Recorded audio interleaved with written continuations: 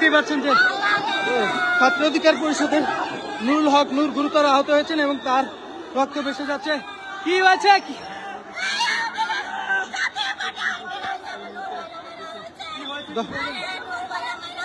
দর্শক দেখতেই পাচ্ছেন নুরুল হক নূর গুরুতর আহত হয়েছেন এবং তাদের নেতাকর্মীরাও গুরুতর আহত হয়েছেন।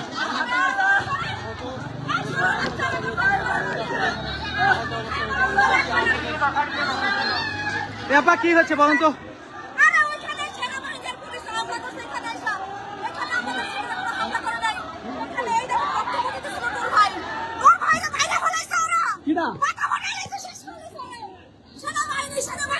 দর্শক দেখতেই পাচ্ছেন যে ছাত্র অধিকার পরিষদের উপর সেনাবাহিনীর যে হামলা, সে হামলার পরে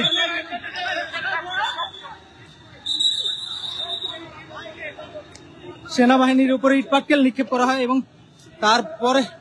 তারপরে থেকে সেনাবাহিনী কিন্তু তাদের উপরে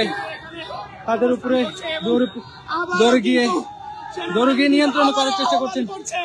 সেনাবাহিনী পুলিশ আবারও দৌড়ে যাচ্ছেন যে পুলিশকে লক্ষ্য করে গণ অধিকার পরিষদের নেতাকর্মীরা ইটপাটকেল নিক্ষেপ করছেন এবং সেনাবাহিনীর সদস্যরা আবারও সামনের দিকে এগিয়ে যাচ্ছেন।